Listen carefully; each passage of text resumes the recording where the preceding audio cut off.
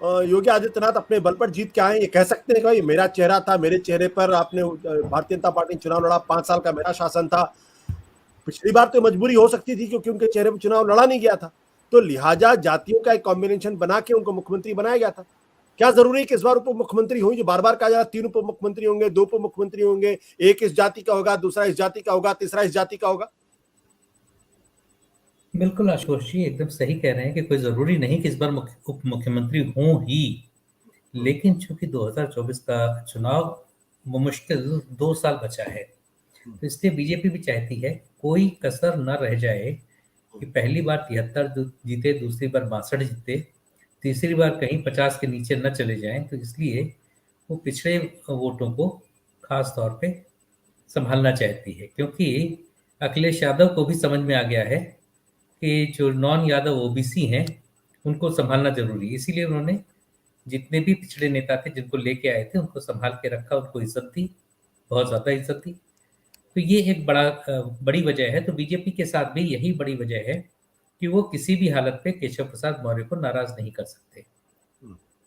केशव प्रसाद मौर्य के साथ एक दूसरा कारण और भी है कि वो अमित शाह जी के काफी करीबी हैं।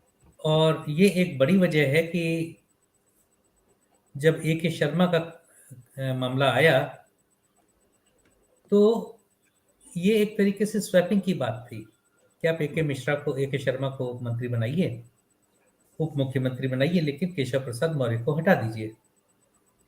लेकिन चूंकि वो मामला फंस गया, अमित शाह ने भी अपना क्या अंगद का पैर आप कह सकते हैं उसे कि रख दिया कि शर्त रखिए कि नहीं, उनको आप नहीं हटाएंगे। तो अब केशव प्रसाद मौर्य नहीं हट सकते, तो इसलिए ए के शर्मा सब प्रधानमंत्री के चाहने के बावजूद हम लोग बड़ा सोचते थे कि भाई क्यों नहीं बने, क्यों नहीं बने। तो उसका कारण ये था कि केशव प्रसाद मौर्य को हटाने की शर्त साथ में जुड़ी हुई थी। तो अब आप ये समझ सकते हैं कि प्रधानमंत्री की प्रतिष्ठा भी दांव पे लगी थी, उसके बावजूद केशव प्रसाद मौर्य को हटाया नहीं गया और ए के शर्मा नहीं बन पाए। तो इस तरीके के बड़े ढेर सारे पेच हैं जो अभी भी हैं। सबसे बड़ा तो केशव प्रसाद मौर्य का ही है। उनको अगर नहीं हटाया जाएगा तो योगी उनको एक्सेप्ट कैसे करेंगे? जैसा अभी आपने कहा कि योगी कह सकते हैं कि इस बार तो मेरे चेहरे पे जीत के आए हैं, तो आप मेरी पिछली बार आप नहीं माने तो इस बार तो मानना पड़ेगा। तो वो उप मुख्यमंत्री छोड़िए, वो तो मंत्री भी क्या, डिप्टी मंत्री, मिनिस्टर ऑफ स्टेट भी नहीं देखना चाहते, क्योंकि उनको हर समय लगता है कि वो जिसे कहते हैं ब्रीदिंग डाउन द नेक, कि अगर व्यक्ति को छोड़ा तो कभी भी वो उठ के और प्रहार कर सकता है, ऐसा योगी आदित्यनाथ को लगता है। और एक पैरेलल पावर सेंटर है ही है यूपी में। योगी की पॉपुलैरिटी का, योगी के करिश्मे का अगर कोई मुकाबला कर सकता है, खासतौर से सांगठनिक क्षमता, वो केशव प्रसाद मौर्य हैं। तो ये एक बड़ा कारण है। एक मैं आपको छोटी सी घटना सुनाता हूँ।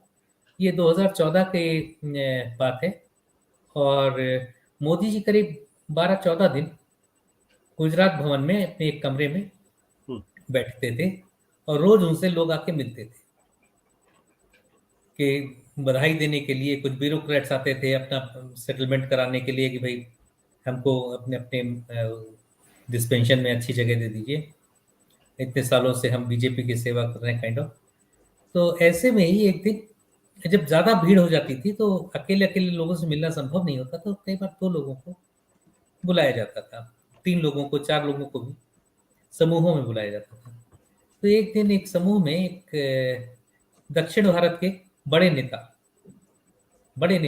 जो मैं नाम तो नहीं ले सकता, लेकिन हाँ उनके बारे में इससे ज्यादा कुछ कहूंगा तो मुख्यमंत्री या मुख्यमंत्री के कद के नेता थे। तो वो उनके साथ एक और सज्जन थे। तो दोनों लोग जब अंदर पहुंचे तो भौचक्के रह गए जो साथ साथ साथ में गए थे, क्योंकि वो जो दक्षिण भारत के नेता थे उन्होंने साष्टांग दंडवत कर दिया। न सिर्फ साष्टांग दंडवत बल्कि हाथ आगे करके, बिल्कुल सर के आगे हाथ करके नाक रगड़ दी। अब दूसरे व्यक्ति की हालत खराब थी, मैं क्या करूं? एम आई ऑल्सो एक्सपेक्टेड कि भाई मैं भी दंडवत करूं? तो उन्होंने तो झुक के प्रणाम किया। अब खैर बात काफी एक दूसरे की तारीफ हुई और बाहर आ गए। बाहर आने के बाद जो दक्षिण भारत के नेता थे उन्होंने कहा कि भाई साहब मुझे आपके साथ चाय पीनी है, आपके घर चलूंगा। तो घर पहुंच के उन्होंने कहा कि लगता है आपको बुरा लगा जिस तरीके से मैंने वहां साष्टांग दंडवत किया। उन्होंने कही कि आपने मन की बात की, हाँ भाई इस तरीके से कौन करता है, आपने तो इतने सालों का अपने आपका आपका जो सोशल वर्क था, सामाजिक प्रतिष्ठा थी, आपने तो एक क्षण में डोल दूसरित कर दी। उनका देखिए मेरा लॉजिक दूसरा है, मेरा लॉजिक है कि मैं एक आदमी के सर चरणों में सर रखता हूं तो उसके बाद हजारों लोग मेरे चरणों में सर रखेंगे। अगर एक बार मैं केंद्रीय मंत्री बन जाऊंगा तो इस लॉजिक से बहुत से लोग ऑपरेट करते हैं, और ये एक बड़ी वजह है कि जो डिले हो रहा है तो बहुत से लोग आके चरणों में सर रख रहे होंगे, उसमें किसको रखना है किसको नहीं रखना है, कैसे करना है, बट ये भी देखा जाएगा। ये बताइए ये मुझे, भी क्या देखा, केशव प्रसाद मौर्य हारने के बाद भी उप मुख्यमंत्री बन सकते हैं? सब कुछ बन सकते हैं, मुख्यमंत्री छोड़ के वो सब कुछ बन सकते हैं। तो यही एक बहुत बड़ा पेच है जिसकी वजह से ये डिले हो रहा है। और मैं ये भी कहना चाहता था उस समय कि ये भी देखा जाएगा कि कौन साष्टांग दंडवत कर रहा है, कौन झुक के प्रणाम कर रहा है, कौन खड़े खड़े सीधे सीधे प्रणाम कर रहा है, कोई प्रणाम ही नहीं कर रहा है। तो एक बहुत और तरीके सवाल के आपके क्राइटेरिया। एक और, क्या क्या इस एक्सरसाइज को 2024 की एक्सरसाइज भी माना जाए? क्योंकि इस बार एक स्केयर तो भारतीय जनता पार्टी को लगा जीतने के बावजूद भी, और चुनाव के दौरान वो विजिबल भी था। जो जो जो ओबीसी जातियां थी या कुछ जो जातियां थी वो थोड़ी सी बीजेपी से दूर जाती हुई दिखाई पड़ रही थी।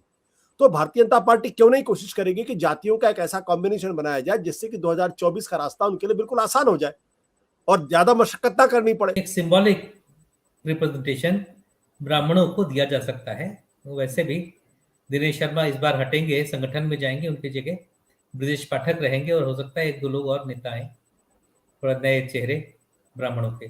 लेकिन जो आप जैसा कह रहे हैं बिल्कुल सही है कि उनकी असली चिंता पिछड़ा और दलित वर्ग इस बार काफी हद तक मायावती से टूट के आया है, और बीजेपी की कोशिश होगी कि अगली बार, इस बार तो एक सीट पा भी गई है, अगली बार को एक भी सीट न मिले।